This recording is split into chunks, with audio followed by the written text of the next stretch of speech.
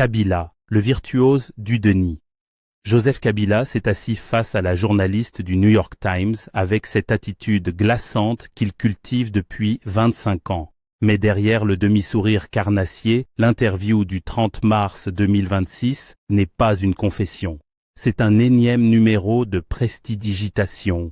L'ancien président sort des aveux à demi-mot, les enveloppe dans du coton rhétorique et les fait disparaître, donnant la faute de ses erreurs au peuple congolais.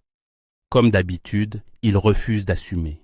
Ses erreurs, ses mensonges, ses contradictions, tout reste la faute des autres, du peuple, de Tshisekedi, du destin, jamais la sienne. Kabila regrette le moyen, jamais la fin. Il prétend avoir sacrifié ses intérêts au nom de la stabilité, puis s'étonne que la stabilité ait volé en éclats, sans jamais parler de l'agression rwandaise.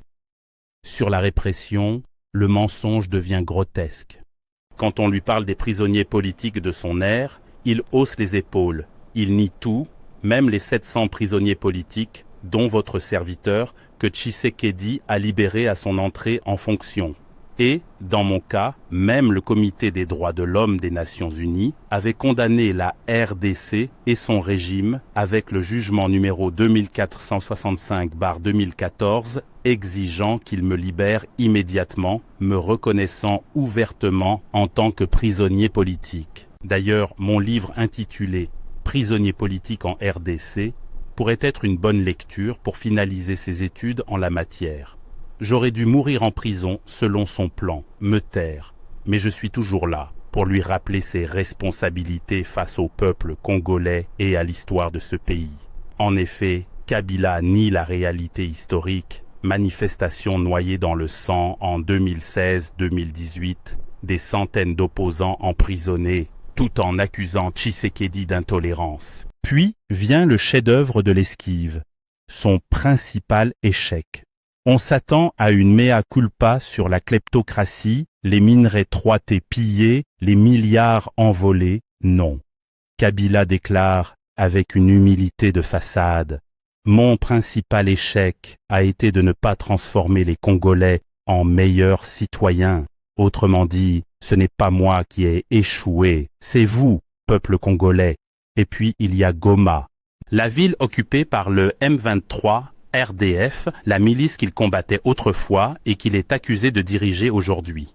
Kabila vit là, protégé par ceux qu'il qualifiait de menaces existentielles en 2013.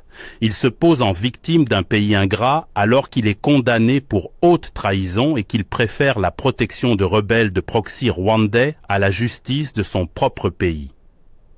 Essayer de lier la rébellion à Kabila est tout simplement stupide, lâche-t-il, parlant de lui à la troisième personne comme d'un tiers innocent qui nie toujours la réalité. Pourtant, il habite derrière leur checkpoint, à l'ombre de leur kalachnikov, dans une villa gardée par leurs hommes et l'armée rwandaise. Il nie tout lien. Il nie même avoir lu l'accord de paix Trump, trop occupé par son doctorat en questions stratégiques, qui lui fait maintenant élaborer cette théorie honteuse où le peuple serait le coupable des fautes de ses dirigeants. Contradiction ultime, mensonge éhonté, posture de patriote. Je suis le plus grand patriote du Congo. Le Congo a besoin de patriotes. Lui, bien sûr, en est un, même le plus patriote de tous, selon sa propre appréciation.